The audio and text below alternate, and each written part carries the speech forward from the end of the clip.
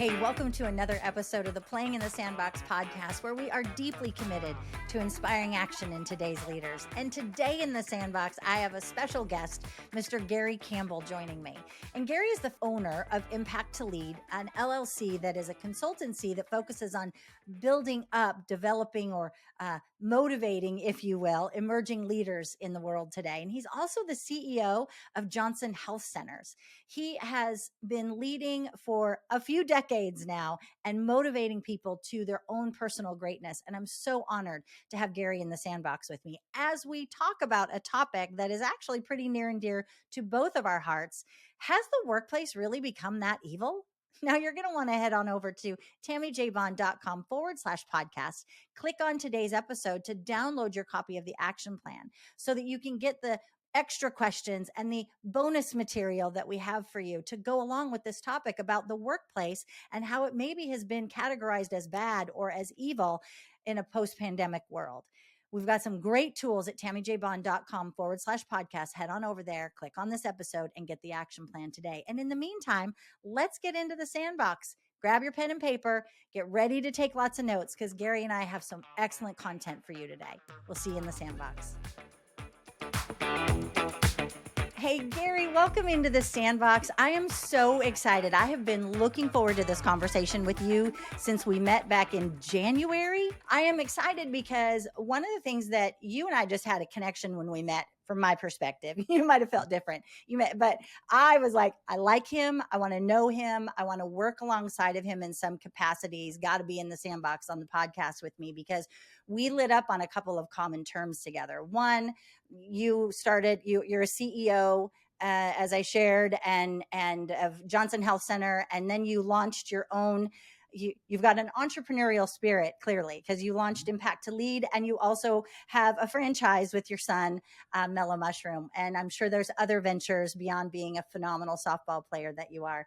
And so I'm excited about this topic that we picked today, because we actually were talking about it, and it came up in the room in the mastermind group in January about how the workplace has been categorized as evil, or it's, doom and gloom on the workplace is how I would say it. And as I've shared with you, I see it from the perspective of where's the personal responsibility for everybody on the team with that? And is it really the workplace? And you and I had some great dialogue about that. And that's what I'm excited to have you talk about today. But first, I got to understand, why did you pick to be a franchise owner?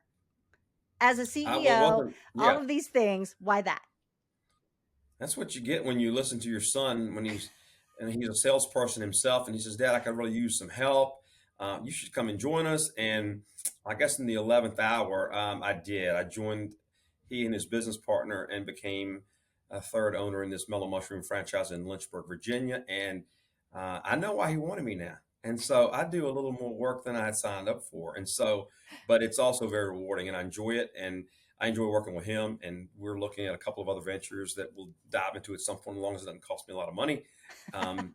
So because at some point he inherits it all. So it's like, okay, he gets his shares back, but Yeah, right. We laugh about that. But yeah, I've enjoyed it, and I get to do a lot of culture work and core values work in that space, which is unique because I don't know how much you see of that in that space. And so it's been fun, and it's just a different way that I get to enjoy doing what I do. Yeah.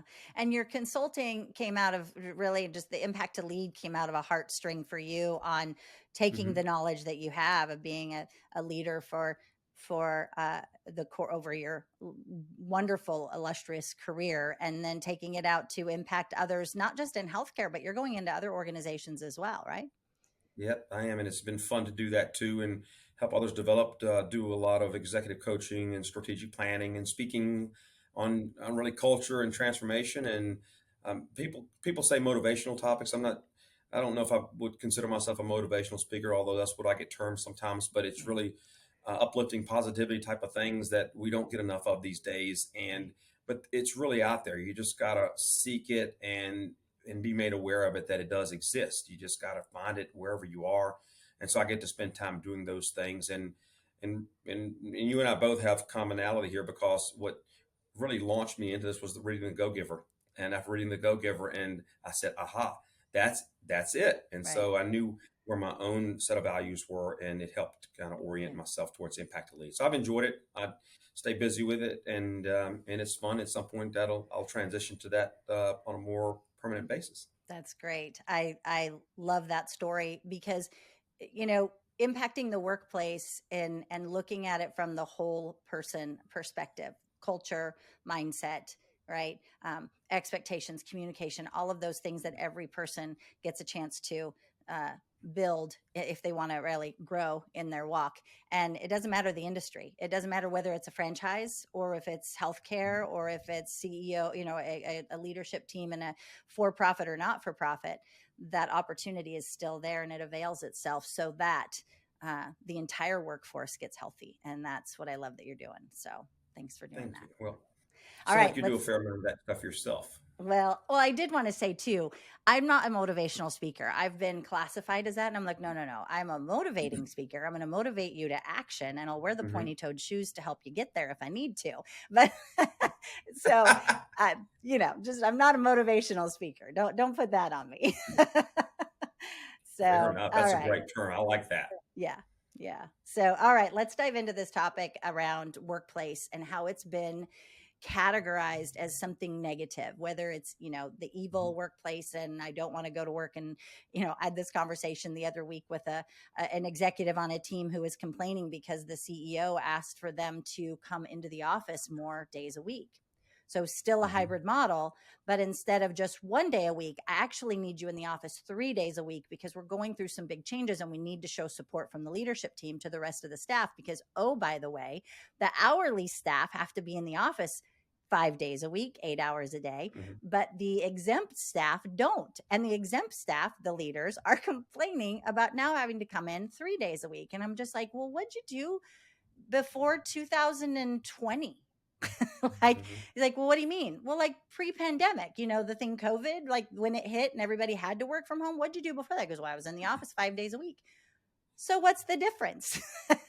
Well, I got comfortable. Oh, comfortable. So you're frustrated with your boss and with the CEO and the work environment because of this change to support the staff that are there 5 days a week that didn't get the luxury you did.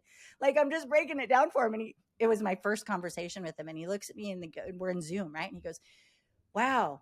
So this is what you do with people, huh? Yeah, I'm going to motivate you to look at things a little different. You know, and that's what it's all about. Is that I think that nobody talks about, but when you do a self reflection, I think we've really turned everything inward. And it's not just it's not one or two industries. It's everything. But Mhm. people have been really exposed to looking at self and what does self want and what does self need. It's good. And in a lot of ways, I think that's great. But sometimes anything shifted too far to one side or the other is not good. Correct. And It so I creates an think that imbalance.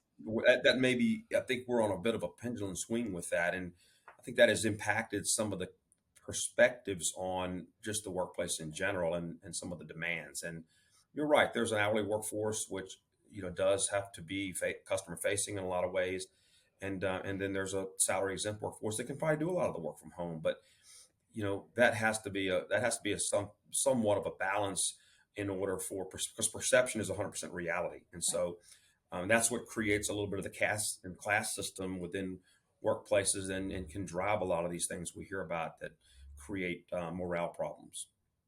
So let's pick that up with this thought of where are we in this post pandemic world now?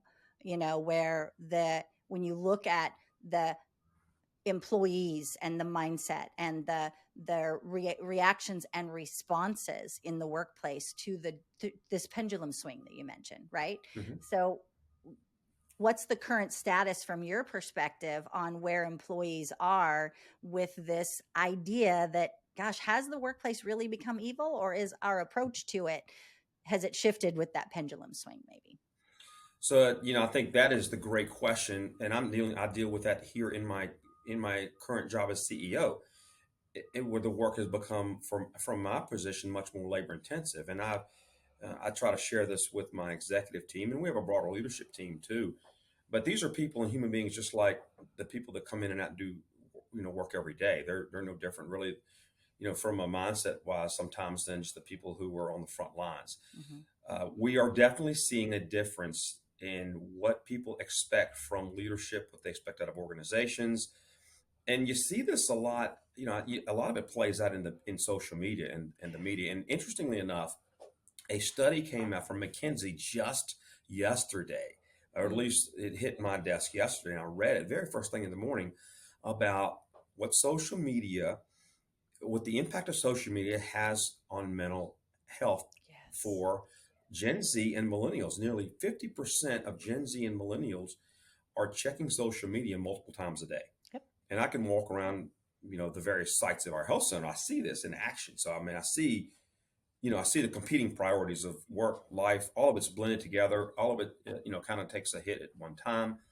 The work has definitely, in certain respects, gotten harder Yeah. because, as technology has evolved, and whether it's for good or bad, a lot of it is intended to, do more with less. And again, this is not me as a CEO saying we got to do more with less. That's sort of the system we're dealt with. And what I try to do as a CEO is to how can we manage this in a way that doesn't completely destroy people's morale? How can we leverage it the best to be as good as we can with it, and keep our culture strong here? But again, post pandemic, there's a lot of competing factors with that. Everything tends to come out that you read with regards to the workplace in a negative setting. I mean, we see negativity all around us, Hmm. and the negativity is highlighted a lot with social media. And just when you look at the statistics in this study that McKinsey just performed, and you see that, well, nearly 50% of our Gen Z and the millennials, which is the largest segment of your workforce when you combine the two, is having some degree of mental health impact on these kind of things. Yep. And they're doing social media multiple times throughout the day.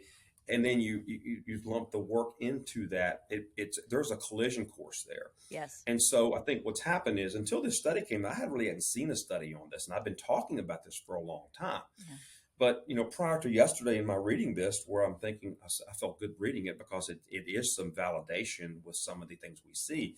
But even prior to this, and after, post COVID, it has really pointed to a lot of the things in the workplace that are responsible for burning people out, for creating the lack of, the struggle with resiliency, and Hmm. um, and now some of it deserving, because there are some leaders and some CEOs that have not responded well to, to what people's needs are. Yeah. And I think that has been a problem. And in everything, we had a lot of things that happened in 2020, with the racial injustice things that took place with the pandemic. So there was the perfect storm, if you will.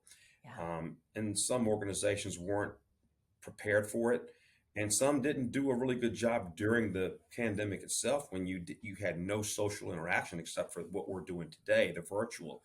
And some didn't even do the virtual. Some chose to just step back and not communicate at all. And when you don't communicate at all, you know what happens with a narrative there. Hmm. So people form opinions, social media, everything starts to spread. Um, there's a lot of people that tend to be influenced very easily, and you get masses that certainly speak in volume, and that can create a narrative in and of itself. And I think that's what we deal with a lot. So so that's really, you fast forward to today, some of the things that you hear about, burnout, how much the expectations are of workers today, versus maybe what they were years ago. I think there's a lot of competing priorities that people don't talk as much about, that may be happening in personal lives, that are impacting a lot of what's going on in the workplace. And they have blended. You hear work life balance. I love work life balance. But I think that's everyone's perception of what that is for them. Correct. But when you walk around and you see it blending in the workplace during the day, that becomes a balance. I think that's a balance that doesn't necessarily get defined in a way that fits the burnout and the resiliency piece that we're all trying to conquer. Well, I think you bring up so many great points, and the McKinsey study, and there are others that have, been talking about the impact of social media on our youth, right? Well, the Hmm. young people, or the Gen Zers, the the Gen X or the millennials, and there are Gen Xers as well that are really, there are people of all age groups that are really, attached to their device. And I talk about Hmm. that, where this 6-inch screen has the most of their attention. And so then when you're pulling it away from that, right, where we focus our attention is where we put our actions to. So if our focus and our attentions are that social media side, our actions are aligning to that. We get frustrated with what my boss is now asking me because they're overwhelmed or they're fatigued or they're stressed out because of what they're reading on this device, and not Hmm. focused on the needs at hand for the work to be done. And that stressor become creates a breakdown in communication, because each individual, each side of it doesn't have an understanding, I believe, of how to effectively communicate the needs, the wants, and the expectations with a by when to get things done, so that I know to put this down during certain hours so that I can focus on what you're paying me to do, instead of being mad because you're asking me to do what. They get Hmm. distracted and that frustration sets in. And I think another key point that I heard you hit on is the way that people are from a mental well-being, a mental health perspective, how we handled everyone coming in with trauma at certain Hmm. levels, and then experiencing a trauma like a pandemic. So you've got what you came into the pandemic with, maybe low skills on how to handle trauma, and you have this huge trauma put upon you, and everything in the world got turned upside down and shut down, right? And so we weren't communicating then how to handle that. Just now you can hear the conversations around how to dive in and tackle the trauma of that experience. So Yeah. I think the easy out, in my perspective and in conversations I've had, is often to blame the external versus focused in on, whoa, wait, I'm not handling this well.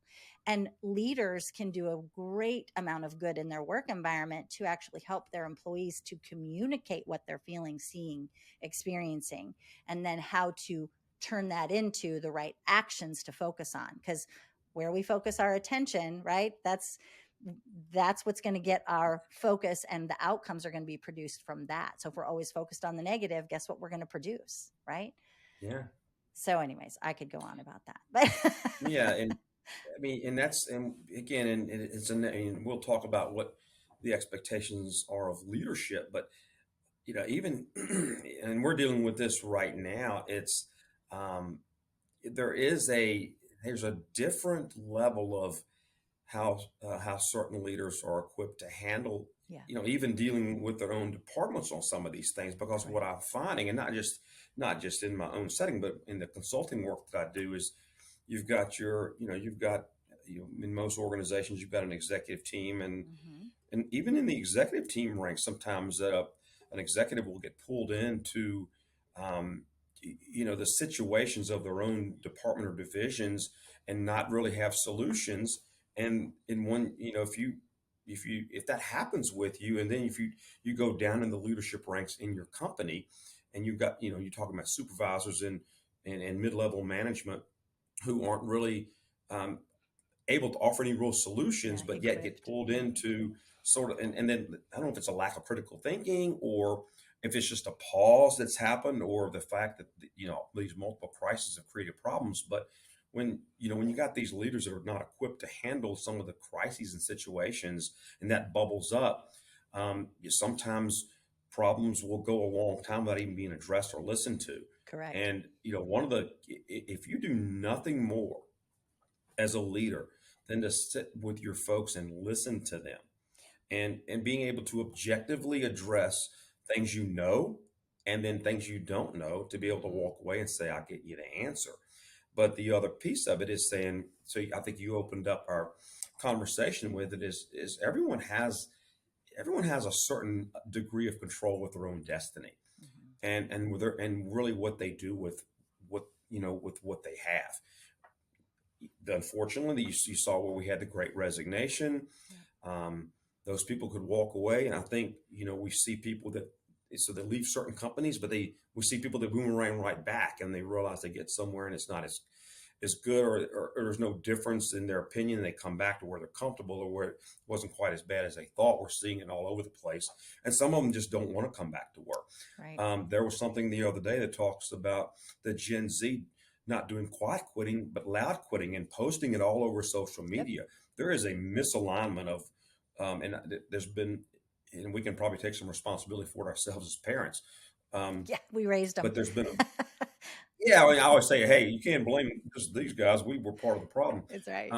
But I think about that, from that younger group, and what I always told my kids when they were growing up, back when MySpace was big, and some of the other things, and thankfully they didn't put anything crazy out there. I said, but what you put on social media, you can't erase. No. You may think it goes away, but it really doesn't. Mm-mm. And so, I see some really bold actions taking place now that really you were unheard of. You don't, publicly acknowledging your dissatisfaction with something, whether it's service, whether it's a place you're working.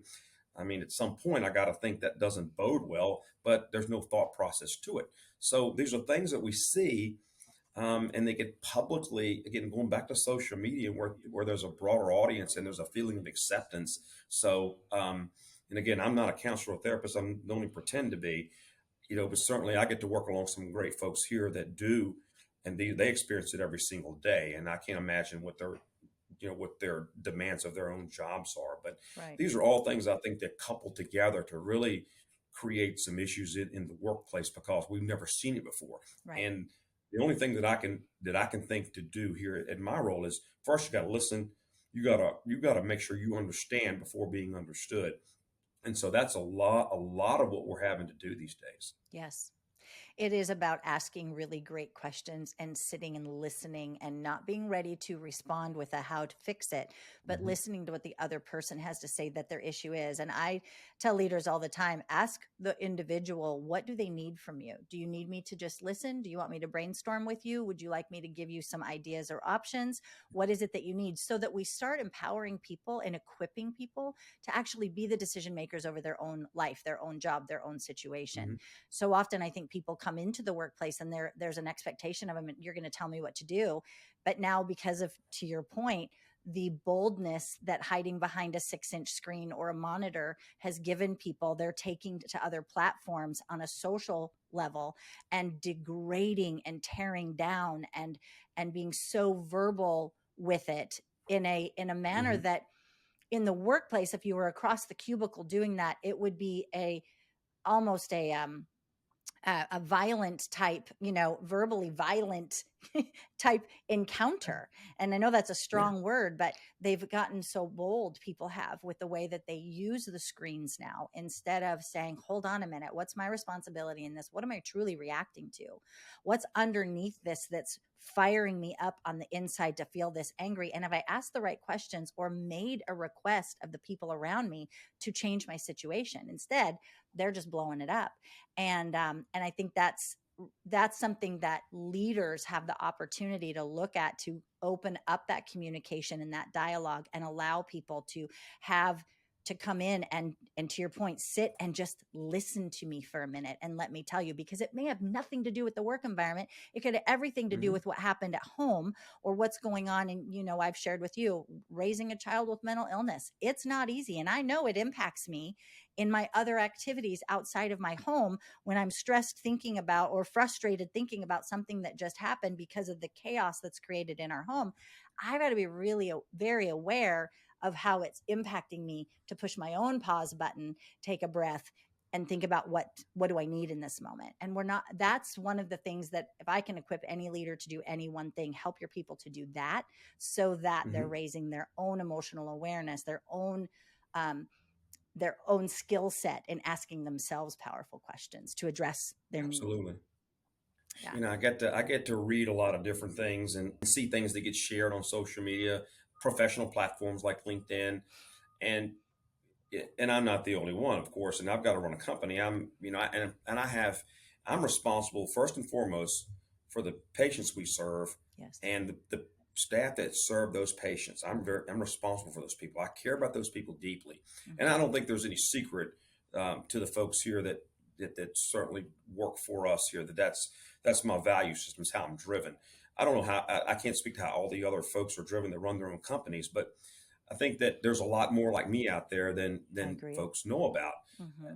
But I also believe that I certainly have my shortcomings, and I try to create enough open space for people to share those with me, and they do. My people don't mind sharing with me when I'm missing the mark on something, which is a good thing. I like to hear that. That's good. Yeah, that Um, means you've created a safe space for them to be able to challenge and question.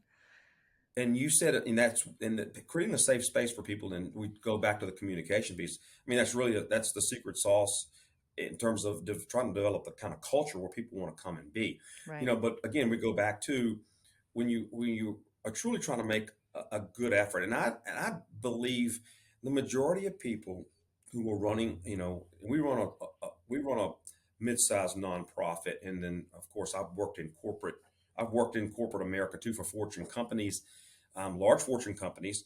And the people I got to work alongside did care for their people. I was very fortunate to work with some great leaders. We were beholden to shareholders. And whereas here in a nonprofit, you're beholden to a board of directors and a commitment to a mission. And so, either way, you're beholden to somebody. And Right. that flows all the way down because everyone who works for a company has needs of some type. They've got it, they don't work. Most people don't work for free unless you're volunteering somewhere. I don't recall anyone ever coming to me saying, "I sure wish I could take less money because I don't feel like that. We really should pay all this money to people." Right. Nobody's done that. It's quite the opposite. Yep. But everyone has their need.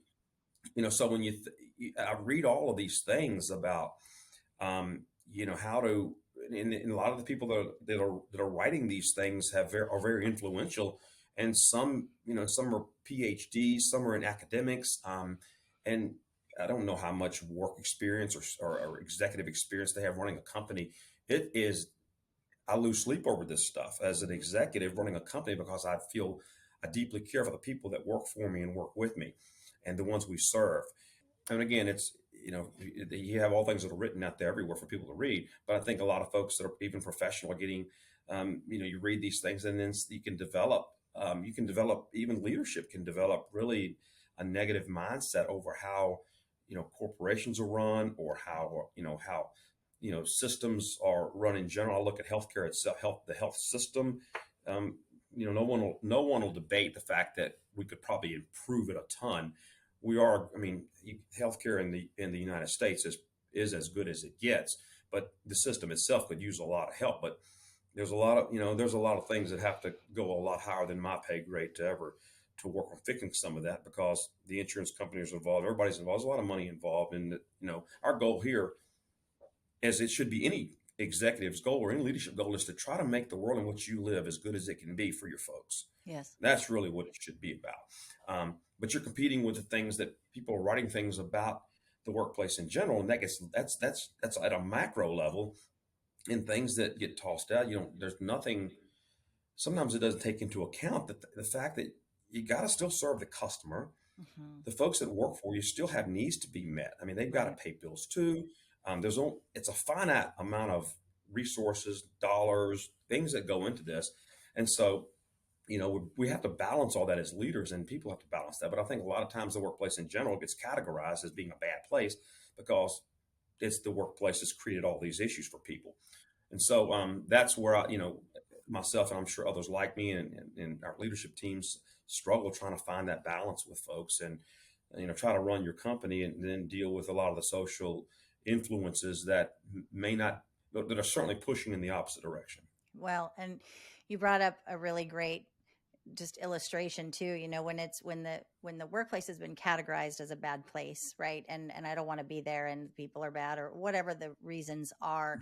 It What I hear in that is you figured out a way to get to the underlying issue with your team members should that come up or arise. You know how to go in and have those conversations. And I'd love for you to give an example because that's what I believe leaders would really truly benefit from is what are some of the, because they don't necessarily have those tools. They didn't have to before, right? They had you talked about doing more with less. How many years have we talked about doing more with less, doing more? No, you're just going to do what you're going to be requested to do. It Mhm. isn't about more or less. It's doing what is before us. It might feel like more because we're doing it different. It might actually be more. The capacity may increase, but then let's talk about your levels of capacity and how to create more space for yourself to do to do the work at hand instead of complaining like I don't have enough resources anymore. So, because that complaint is the driver that drives the belief, and the belief underneath that Mhm. complaint is what drives that outcome and behavior. So, for you as a leader, Gary, how have you and what are some of the tools you might offer to listeners on how to open up that dialogue with employees, so before it goes social, if you will? Mhm. So I will tell you, during COVID, one of the very first things we did really early on was, again, kind of seeing where this was going. Interestingly enough, I was in the Seattle airport the very first when the very known first case was coming through the Seattle airport back in January of 2020. It's really interesting. So when I got back to my health center, and then started hearing about this, we put a plan in place. We home based people right off the bat before it really got to be to an issue. We had contingency plans built out. But one of the very first things we said was we will build in weekly town hall meetings that all of our staff are invited to, so they do not lose contact with what we are doing. I was one of the execs that managed to stay visible and come into the office. Back then, we wanted to minimize the exposure to our clinical staff, so I did have a lot of our salary people that could do the work from home stay away, and that was intentional for healthcare reasons. Sure. Um, but the main thing was making sure you're visible to the people that you serve, making sure that is constantly that is the number one thing. And as a matter of fact, the town halls were so popular, and we used to call them COVID town halls. Now we call them just CEO town hall updates, and we have one today. Um, That's great. we kept them going every 2 weeks. We have one, and over half the staff join. It's amazing, and a lot of it is just the fact that. And I open up the dialogue and says, "Hey, put it in the chat if you got something, or raise a hand, and we talk about it." Hasn't been anything yet that we needed to take offline, and so that's the one thing. The other thing is that you got to listen, and you got to listen with intent. One of the things we're dealing with here right now in our own health center is turnover, and so we have historically been below the national average on turnover. We were last year too, but we have had a rash of key turnover positions of late. And a lot of it is around the work. The work is intense. The people that we serve in healthcare, the people that even in our mellow mushrooms serve, everyone coming in, everyone experienced the pandemic. Everyone did. And coming out of that, we all have different levels of expectation, or we all have different levels of how we dealt with the crises. People have come out a little different than they were going in. It doesn't matter who you are and whether you know it or whether you don't. We see it in just how we serve people. Um, that's created more of a challenge for our workforce here at our health center, Mm. as it has health health centers and organizations all over the country and probably the world. Hmm. But one of the things that we're dealing with is that we have to get to the root of what we need to think about and how we need to fix it. So we don't let a lot of time slip between the fact that we see a problem and the problem becomes a real crisis for us before we sit down and we address it. So Mm. tomorrow morning, as a matter of fact, we are meeting with our clinical leaders to help us understand what as a unit can we do differently. Um, we're already working on a bunch of things here at this health center. We had an executive retreat a few weeks ago. Hmm. Talent and workforce were the number one things our plans for working in these next 3 years of our strategic plan, Yeah. and how do we help solve things. So we're trying to create ways that make the world and life easier for our staff, but inviting those people who do the work each and every day into those conversations is so very important, and you can't dismiss them when you hear of a problem. So I always say that the squeaky wheel gets the oil. That's not necessarily the way it should be, because everyone is part of the wheel. And so Yeah. when you hear things in your pockets of travel, whether it's virtual, whether it's in person, or the people that you deal with and you talk to each and every day, you have to take that with some merit, and you can't dismiss it. You have to Right. think about it and address it, and make sure your leadership team is equipped to handle it. And that's what I work on here at this health center, is equipping my leadership team, because and I love my leadership team. I think they're great. But there's some work to do with those guys as well, as much as it is to do with me. Right. Well, it's what I hear in that too is in those conversations, I would venture to say you're building trust. And I think that in the last 3 years, that's really and before that, but especially I've noticed it in the need for it in the last 3 years, building that trust because it creates that safe space. It creates that place where I can come in and challenge, where I can come in and question, or I can come in and simply say, I don't know how to solve this, help, right? I can ask for help.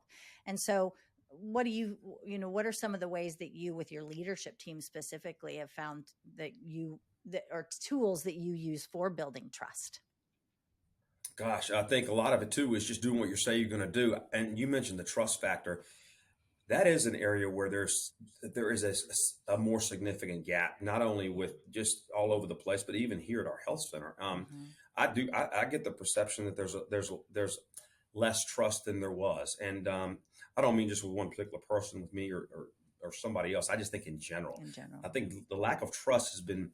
You look at the pandemic and the split in the political alliances and the vaccine versus the non-vaccine, all this stuff. I mean, what you could, and again, all this is poured into people. The trust thing sort of spread out from there.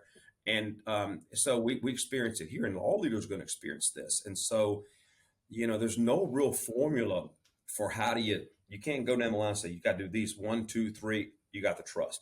The Right. trust piece is you got to build this one block at a time with every single conversation you have, Yeah. every single thing you say you're going to do, you got to follow Follow through. through. You got to make sure that whatever data that you provide supports the objective. One of the things that I've always said here that unites us all, it should unite us, is what is our mission? Yeah. What is our mission as an organization? What's our vision? What are our values? So mission, vision, values should drive everything we do here. Yeah. And when we deviate from anything like that, then we've got some problems. But if we can all disagree with things too. And this is the other thing about building trust is that you have to be able to have the conflict in a very respectful, professional way that Correct. ties back and aligns with your mission, vision, values. And I think that's the key. If we say we care about our people, we can't act one way and be another. That's right. If we So that's really what it comes down to. It's not rocket science, but it's a hard thing and it takes a lot of work. And I tell people this too: being a leader today is a little different than being a leader 5 years ago. And your heart and soul has got to be in it. You got 100% give everything you got. Yeah. There's no such thing as 110%. 100%. You can't do it at 80%. You can't do it at 95%. It's 100. It's a 24/7 commitment. All in. You Mm-hmm. got to know what is involved before you say, I want to be that person. Right. Right. So true. It's all in or not, right? It's either it's you're in or you're out. And then if there isn't a 1 foot in and 1 foot out, it doesn't work. And to your point, it can't be 80%. It's all or nothing. And the reason for that is that's what your people need. And that they're there to, you might have the title and the position as a leader, but your people are looking to you to help lead them and build them up for what comes next for them, Mhm. whether it's with you or in another organization. I tell people all the time, I'm happy to help you into another opportunity. If this isn't the right place for you, let's communicate what that looks like. Let's talk about what that looks like. That also builds a level of trust that I'm not, that is so important in the conversation because things are so uncertain. I say it this way. Things are so uncertain in the world around, and we've seen that in the last 3 years with everything that's Mhm. gone on. Now we can look at it and go, okay, but where can we give them a level of certainty? I can give a level of Mhm. certainty from my leadership position. You can from your leadership position. I may not have all of the answers. We're going to co-create what that looks like together, but giving them that space to have that dialogue. And the biggest piece that you said that I'm celebrating and like, high-fiving you on that is do what you say you're going to do. And if you can't, then let them know that too, right? If you said, Absolutely. I'm going to deliver X by Y so that you can have Z, that's great. And if something gets in the middle there and you can't actually deliver on what you committed to, let them know that. That's part of that piece as well. Doing what you say you're going to do, follow through, but then follow up if something gets in the way. I expect that from team members. And so I really want to make sure I'm modeling that myself. And Absolutely. that helps to build trust also, right?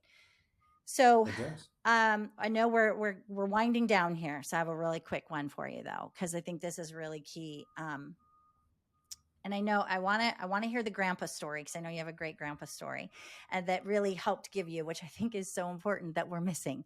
And it goes back to what you said of, who raised the Gen Zers and the millennials, and where did we miss the mark on transferring this work ethic? And I think that's what, one, every generation forever has said that the generation coming up doesn't have the same work ethic. Okay, well, who's Correct. responsible? It's you teach people, right? You teach people how to treat you. I say that way. And so if we're teaching people how to model what we want in the workplace, what did we miss in the teaching, right? So you learned something amazing from your grandfather, and it's helped to create this work ethic for you, this passion that you have. And I want you to share that story. Yeah, and thanks for asking. I've talked about this a lot of late, but I remember when I was a kid, I spent a lot of time with my grandparents, and my grandfather was an auto mechanic in our town, and he was one of the better ones, one of the more well known ones. And I'll just remember every morning he would he experienced somebody broke into his vehicle and stole all of his tools one time, and the tools are very expensive. So every night he would lug in this well over 100-pound toolbox into the house each and every day. And I have those tools now. I know how much they weigh. It may not be 100, but it's close to it. And it's hard. And I'm a weightlifter, and it's hard for me to lift. So every day he took these tools in and out of the house. And every morning, I remember I can see him sitting in a chair, tying his boots, heading into the shop, 6:45 a.m. with his same thermos that I carry with his coffee ready to go. And you know, with the except with certainly with the grumbling or grumble, he some days you just don't want to do what you got to do each and every day. But I never heard him complain. His goal and his mission in life was to take care of our family, and I was part of the family with him because I spent a lot of time there. And I remember on the weekends he would get calls from certain people, and he didn't necessarily want to take those calls over the weekend. He did like his weekend time, but he would take those calls up to a point. Then he would say, I would screen him after that, but he would take those calls and help those people in any way he could. He didn't get paid for that. But I just remember the time, he did all this. He did all of this, and his work was hard. I would go to work with him on Saturday sometime, and I know the work was hard. Again, just looking at how he did it and how he cared for the family. The only distraction that he had really during the day was the fact that he may get an occasional phone call. There was nothing we deal with all today, all the distractions. I mean, if somebody had an issue with the family, he took care of it. But I just remember that. I remember his work ethic there. I remember after he died, and I was the executive of the estate, going through I went through his all of the paperwork, and I realized he never made more than $13,000 in a year, and that crushed me because and he died in 1991. So that's a long time ago now, but when back then, $13,000, I thought to myself, wow, I was making more money than that back then, and I didn't deserve it. I thought to myself, I don't deserve to make the kind of money I make, knowing what he made, but knowing we never wanted for anything, he never complained, and I saw the work that went into it, and our family was, you know, we weren't even considered middle class, so we were probably lower to middle, but we had what we needed. But the fact is, he just had the work ethic, and I learned that, and I learned it from him, and I learned it, again, watching my parents as well, but learned it mainly from him because I saw it a lot.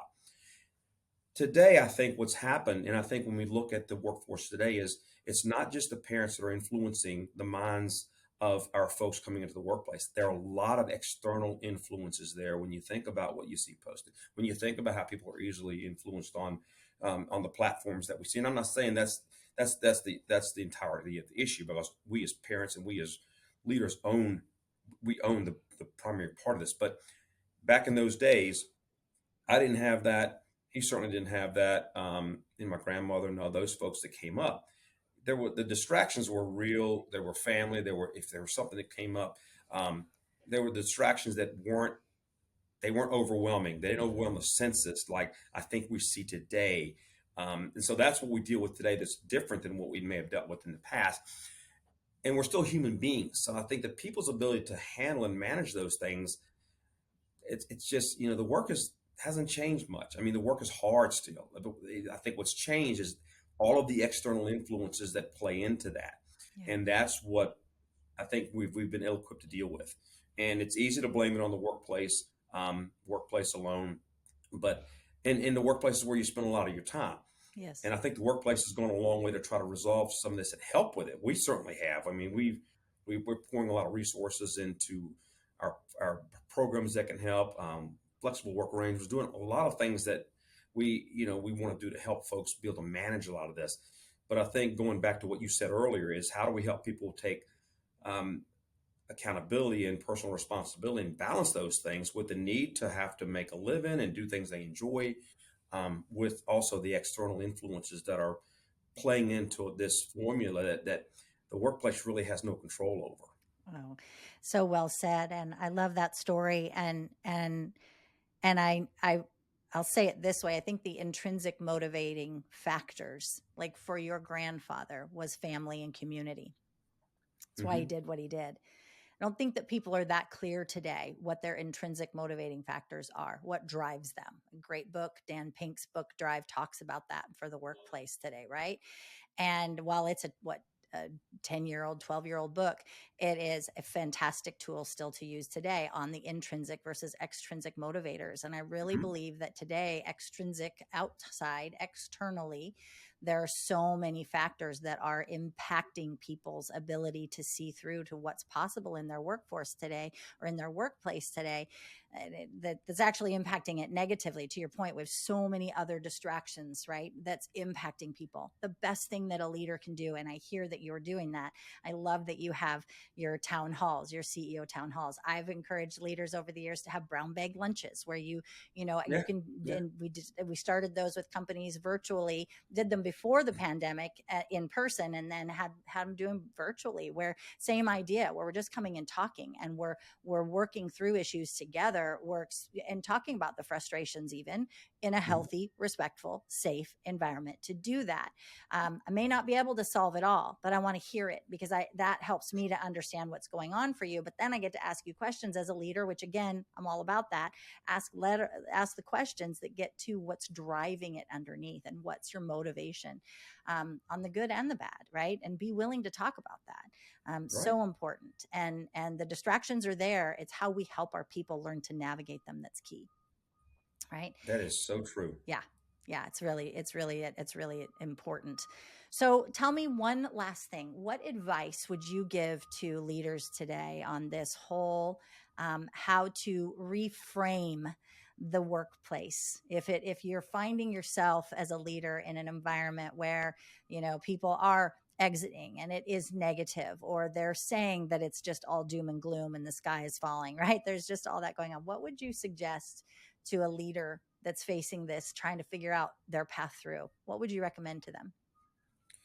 So I think the first thing I would want to point people back to is, first of all, the leader themselves. What are your values? Mm, What's the value system that drives you? Why did you get into doing what you're doing now? mm, And then to also find out what is driving the people that do the work for you. What's their value system look like? What's the meaning in the work that they're doing? What are they looking for? And you got to focus hard on when people put in that notice to find out why they're leaving.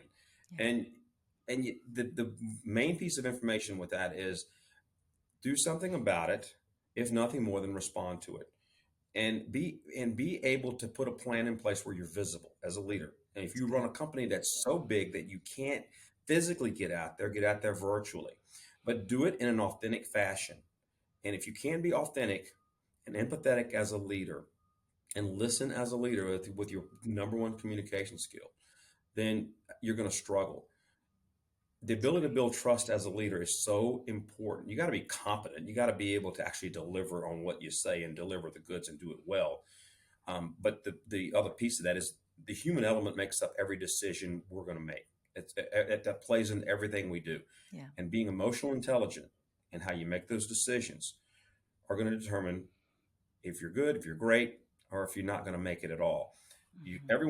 Everyone should strive to make an impact, control your destiny, and leave a legacy that you're proud of. Yeah. And if you can do that in a way that serves other people positively, you're in good shape. That's amazing.